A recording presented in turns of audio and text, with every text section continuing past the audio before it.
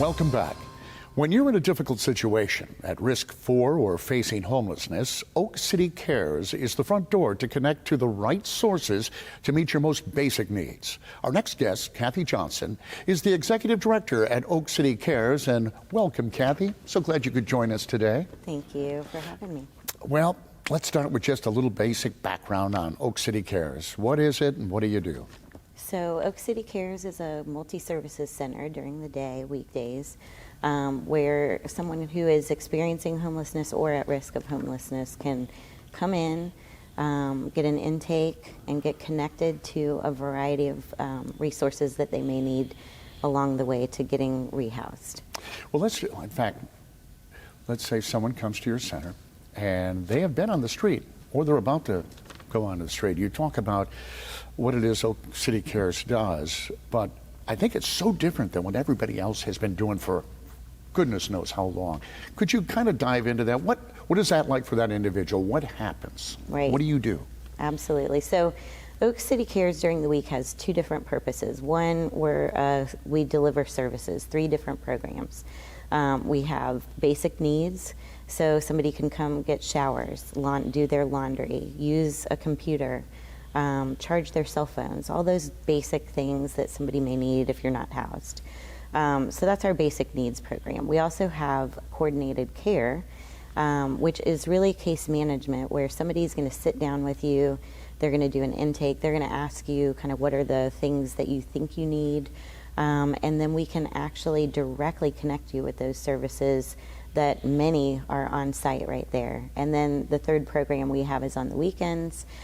For people experiencing food insecurity, they can come on the weekends and have nutritious hot meals and enjoy a community there.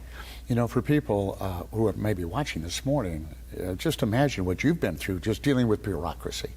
Now imagine being homeless, and I think that's what's so fascinating about this. I don't know why it's taken so long to get to a situation where we understand how difficult it is just to navigate, right? Mm-hmm. So for this individual who comes into you, you basically are the one person they have to talk to go to wherever they need to go for help.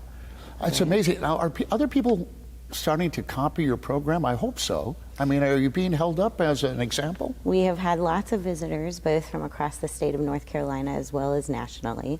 I think it will eventually become a best practice for communities to operate this way because it just makes sense. Yeah. You know, before we had this model in our community, if I was a mom with my children, even a family that is trying to figure out where to go for help if you've just become homeless, you know, before you would drag your suitcases down the street, your children in tow, jump on the bus, you have your belongings with you, you go to an agency, you sit down, you tell them your whole story, and then they say, I'm really very sorry, but that we don't provide that kind of service here. And so once people go through that many times trying to figure out where is the right place, eventually you just get frustrated and say, there's just no help for me. And we are really actually pretty blessed in Wake County to have a multitude of resources available to folks. And it can be a very complex system to navigate, as you say. And so what we've done in our community is try to collect as many of the services that we believe somebody is going to need on their journey to getting rehoused and to put that in one location. So I come in, I do an intake with you, you find out what I need, and then you say, hey, let me walk you over to Kathy over here. Kathy can help you apply for Medicaid. Or, hey, you said you have medical needs. We have a medical team that's there 5 days a week. So let me walk you over and you can talk to our provider, Al, and they can provide your medical services. There are folks who, even if you have medical insurance, maybe you can't afford the copay, right? So there's a partner that we have, the FIGS program, that they can provide vouchers even to pay for that copay for somebody's medication. So it's all in that one spot. It's a warm handoff to one provider and another, which is really helpful for somebody trying to navigate and get the resources that they might need. Oh, I can only imagine. How many people do you serve? So in an average year, we have about 1,200 unduplicated people coming through the center. I was just mentioning that we have seen an increase in the number of new people coming to the center. It's something we're all paying attention to in our community and trying to determine what's creating that. But for instance, in April, we saw 81 new faces, first-time guests at the center.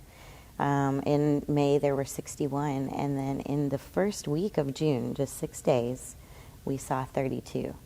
So that just tells you that either more people are finding out about us, which I hope is the case, and coming for assistance, or that, you know, the circumstances around us are creating a need for more people to reach out for help. It's probably a little bit of both. There's going to be individuals, I would think, who have been on the edge that might get pushed over because of what's happening with our economy and what have you. That's very scary. Obviously, you want to get help to the folks that are homeless, but ultimately, I'm assuming you would like to see them then succeed and move on and go on and have a very happy, productive life. Do you see that happening? Do you have success stories that you can share? We do, and it's just something that we're grateful to participate in, a journey that somebody takes. Just one example is we had somebody in the summer who came in, had an inoperable heart condition. Immediately, we were able to connect him to medical services. He had been looking for his own housing for 2 months and just could not find anywhere. And so we connected him with one of our care coordinators, who was then able to work through the process of connecting him to a landlord. He went out to look at the place. They agreed it was a good fit. He eventually moved in. That's not the end of the story, though. So he moves in, he starts making repairs around the place, and then the landlord came and said, "Hey, would you like to buy this place?" And he actually purchased the home. He and the original landlord holds the deed, and he's paying that off. And not only does he do that, but now he rents rooms to other people in our community who otherwise would maybe not be able to afford a place to stay. So he's come full circle, and we've only been open for 3 years. That's really pretty quickly for somebody to have that kind of success. That is amazing. Do you do a happy dance when that happens? Always, always. Sometimes cartwheels. No, I'm just kidding.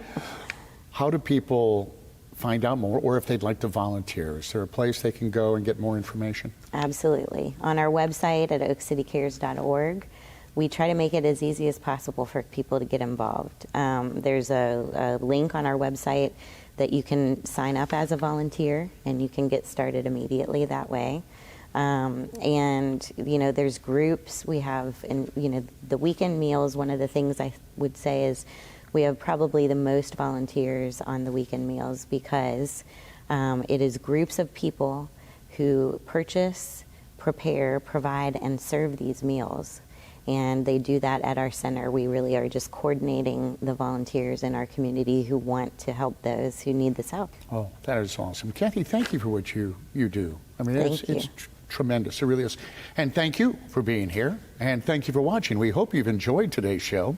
If you have any questions or you'd like to know more, you can visit our website at RaleighCW.com and myrdctv.com.